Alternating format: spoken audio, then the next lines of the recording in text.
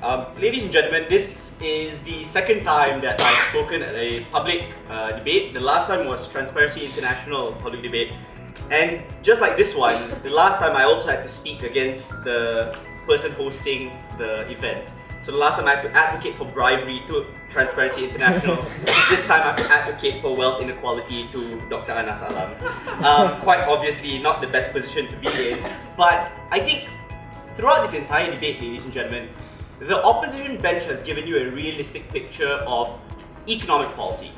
That economic policy isn't just ideological, it isn't just something rhetorical that we say in a debate, but economic policies are zero-sum.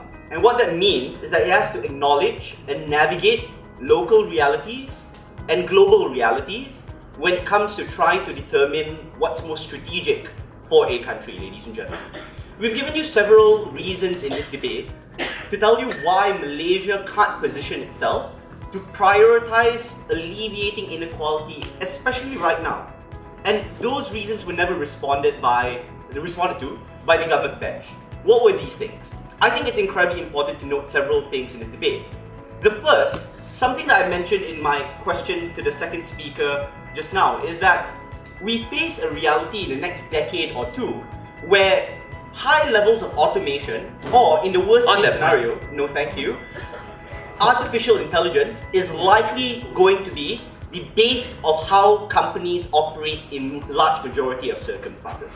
What that means is that for the large majority of your low-skilled labourers that the government bench nobly, but not rightfully, want to defend in this particular circumstance, will not see the same jobs that they have today in the next 1 or 2 decades. Those jobs are going to disappear. The piecemeal welfare systems that they want to defend on the government bench are not going to change those realities. Because you can have job training, you can have government services attempt to teach them better, ladies and gentlemen. But what you will not have on that side of the house are the startups that will flood to Singapore, the multinational corporations that will rather manufacture in Vietnam and Indonesia and the Philippines. That there are companies that will rather go to elsewhere in Southeast Asia rather than manufacture right here in Malaysia, ladies and gentlemen. The reason why this is important is because they get all the benefits. There's no opportunity cost, there's no first movers advantage, as the third speaker of the government bench wants to tell you. Because you can still sell to Malaysians, right? ASEAN has a common market, you can still sell here. The only difference is that you don't have to train any Malaysians. You don't have to hire any Malaysians. You don't have to hire any executives, hire any women, ensure there's any technological transfer, ensure there's no skill transfer for the poor Malaysian later on to be able to build their own business 5 years later, or for the worker or the executive to build their own company and hire locals in the future as well. That's the continuity we offered on the opposition bench. But what did they tell us? They told us that it's okay, we'll trade that off. It's alright, we don't want private companies because they're evil most of the time. But ladies and gentlemen, you can't expect a socialist utopia. We're not Sweden. As much as, we like the Vikings and, sorry, that's Norway, but you get the point. But in most circumstances, governments aren't able to sufficiently provide for all the jobs and investment to support all the things that we require in order to ensure that wealth inequality is alleviated in the long term. So what's the balance that we need to draw here? The balance that we need to draw is how do we attract the most amount of foreign direct investment in an environment where we have Singapore being the magnet of investment in the region. Let's not split hairs. Singapore is taking away the best talents in the region, locally and abroad, and also the best companies. Low-skilled labourers are not going to be a thing in the next decade or two, and even if they were, they're going to Indonesia, they're going to Vietnam, they're going to Thailand or Laos PDR. So in that environment, ladies and gentlemen, the only thing we can do is to acknowledge that the world economy does not wait for us. The world economy does not go on pause because you want to take a break. And that's why, ladies and gentlemen, we need to maintain competitiveness, ensure that growth is at the central tenet of our economic policy, and we remain competitive with the regional leaders in this particular circumstance. Yes, ma'am.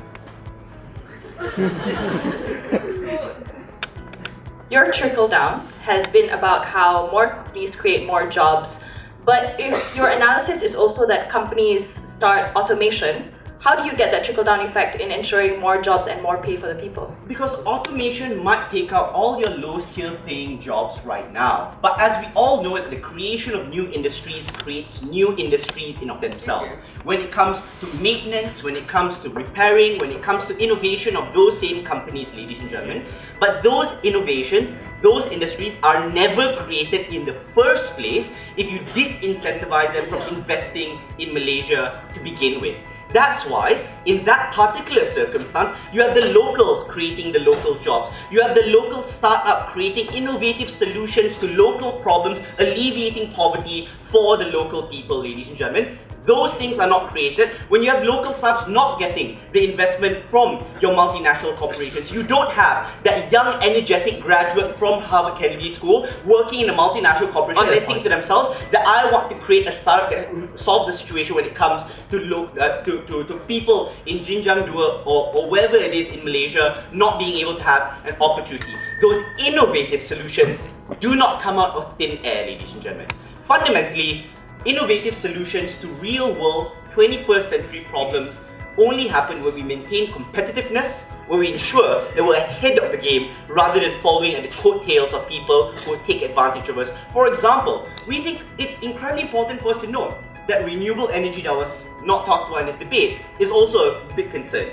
That it's estimated in 33 years we'll run out of natural gas, 19 years for Brent crude oil, and we're still not energy independent. Large portion of our currency, a large reason why our currency depreciated last year was because of the dip in Brent crude oil prices. Renewable energy is at the forefront of the Malaysian crisis, ladies and gentlemen.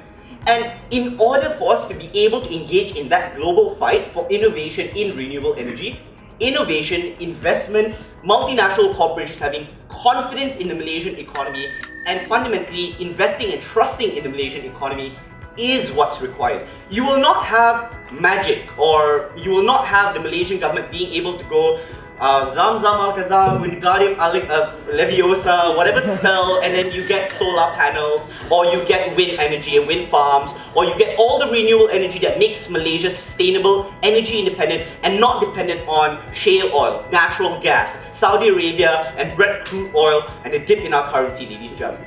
That level of independence is only created when we have financial, economic independence, and that's only created with growth. I'm exceptionally proud of it.